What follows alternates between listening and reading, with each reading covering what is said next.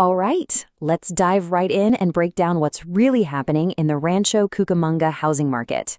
We're looking at the latest numbers for July 2025, and believe me, they tell a pretty interesting story. So, whether you're thinking about buying, selling, or you're just curious, this is what you need to know. Here's the game plan. First, we're going to get straight to the point. What kind of market are we in? Then, we'll look at the inventory squeeze, why things feel so tight. After that, we'll talk money, price, pace, and premiums. And finally, we'll wrap it all up with the bottom line for you. Okay, I want to start with just one number, 3.13. Any idea what that could be? Because honestly, this single number tells you almost everything you need to know about the entire Rancho Cucamonga housing market right now. That number, 3.13, is what we call months of inventory. So what does that mean? Well, put simply, if not a single new house was listed for sale, it would take just over 3 months to sell everything currently on the market. And here's the crucial part. Pretty much any expert will tell you that a market with under 5 months of inventory is a seller's market. Which, of course, leads us right into our first section, the verdict. Based on that one key number, what's the definitive state of the market? Let's not beat around the bush. And the verdict is in. It's not even a close call. Rancho Cucamonga is firmly, squarely in a strong seller's market. That means there are way more buyers out there looking for a home than there are homes available. The advantage? It goes to the sellers. So we know it's a seller's market, but just how tight is it really? Let's dig into the numbers behind this inventory squeeze to see exactly why sellers have such a powerful upper hand right now. Now, you might see this and think, oh, good, inventory is up almost 20% from last year, so things are getting easier, but not so fast. While it's true inventory has risen a bit, we are still way, way below that 5-month benchmark for a balanced market. So yeah, the squeeze is maybe a tiny bit less intense than last year, but it is still very, very real.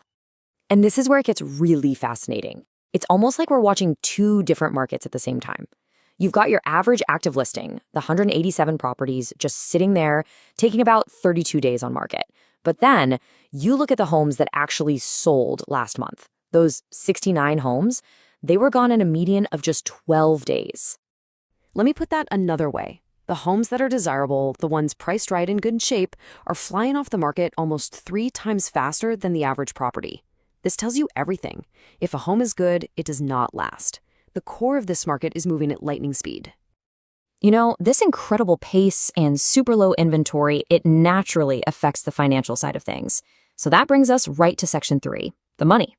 Let's look at what this squeeze means for prices, for your negotiating power, and just the sheer speed of a deal. So what's the price of admission to this market? Well, the big number, the median sold price for a single-family home, is sitting just under $795,000. And if you're thinking you can come in with a lowball offer, think again. On average, buyers are paying 99.4% of the list price. That means the wiggle room for negotiation is, well, it's practically non-existent. And you've got to make these huge financial decisions in just 12 days. That's the median time from when a home is listed to when it's under contract. It's a high-price, high-stakes game that moves incredibly fast.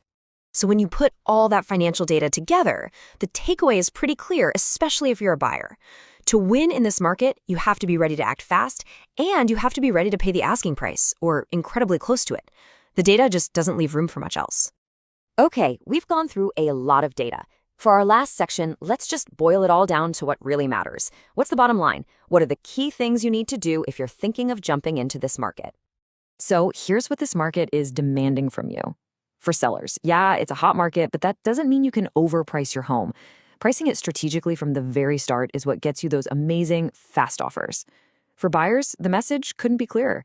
Get your financing sorted out before you even start looking at houses. You will not have time to do it once you find a place you love. And for everybody, just remember the pace. Speed is your greatest asset. And you know, all of this leaves us with the one big question looking forward. With prices this high and inventory this tight, what's it actually going to take to bring some balance back to the Rancho Cucamonga housing market? Is it more new homes being built, a big shift in interest rates, something else entirely? That's the story we'll all be watching.